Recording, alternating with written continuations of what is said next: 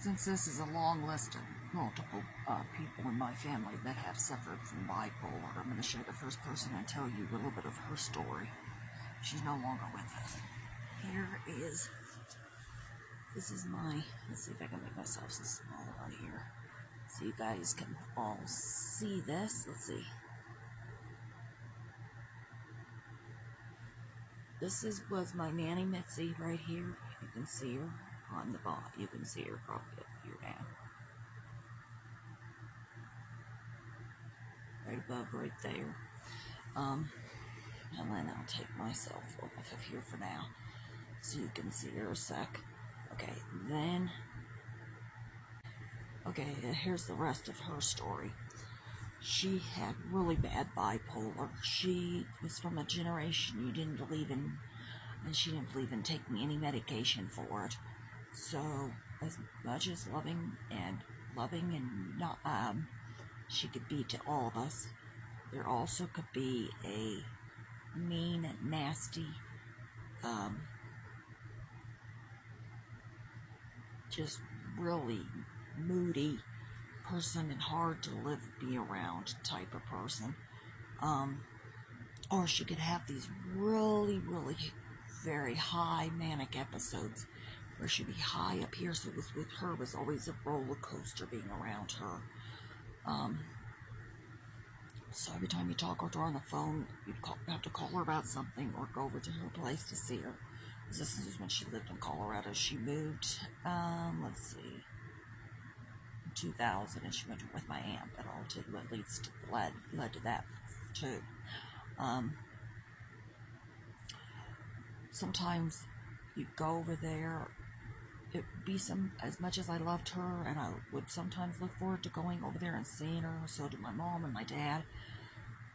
But sometimes we would dread going over there because you didn't know what kind of mood she was going to be in. You didn't know if she was going to be manic. You didn't know, and mean and nasty. Or if she was going to be like Nanny and be loving and kind and generous, or be very manic, very polar, as we call beaches, or just be depressed and just be moody as all heck. Got really bad, and you'd take her to a caregiver. You didn't know it as a caregiver for my mom and my dad could start getting to the point he couldn't do it. I'll get to that in a minute too. You take her to the doctor and she'd be in one of her moods and she would just not cooperate. She didn't want to do anything they told her to do. They'd say meds. That's what they called her short name for. You really need to take something for this bipolar you're going through. And some of these other mental health issues you're going through. Nope, I don't have that problem. Nope, I'm not going to take that. Or, oh, your lungs are black because of all the smoking you do. You need to stop smoking, or you need to just do this, do that. She'd say, no, I'm not doing that. Eventually, what was the last straw? Because she got this really infected thing in her leg. We took her to the hospital. I thought that's why she told us she had it, because she was going to go to the hospital and have it taken care of. Well, she didn't want to cooperate in there. And eventually, at some point, this happened probably when I wasn't around. This was when I was in school. My dad and my mom tried to take her to the doctor, and she didn't want any part of it. She swung her hands around. You don't tell me what to do. So we tried to call reinforcements of some family members to come down here and get her. Oh, she's perfectly fine. They were in the denial stage. Perfectly fine of taking care of herself. Well, eventually, something happened here that my aunt decided to move her down there to Texas with her. They've always butted heads. They never got along. So we would get phone calls. One time it got so bad, one of her manic episodes, she took out a knife and was swinging it at my aunt and said, we get a phone call from the cops, and the cops said, we got called here because your mom's told my dad, your mom's trying to kill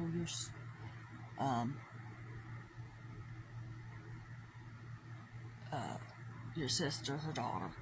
She's calling her a bitch. She's calling her all these names. And my dad says, what can I do? I live in Colorado. You guys need to figure that out. We went down there to visit a couple of times. They got her out of there, put her in assisted living. But she never did change on her opinion about my aunt. We got to the point we would be getting phone calls constantly every day about when she'd get in a manic mood or a downward mood because she did not want to be there. She would cry, begging us to bring her back here. I don't want to be here. My daughter's a witch. I don't want her here. I don't want her touching me. I don't want her around me.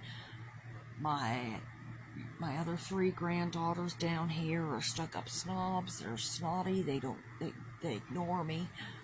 Please come down here and get me. I liked how my mom's name is Debbie. She'd say, I liked how Debbie, Kathy, and all you guys took care of me. Come get me, come get me, come get me.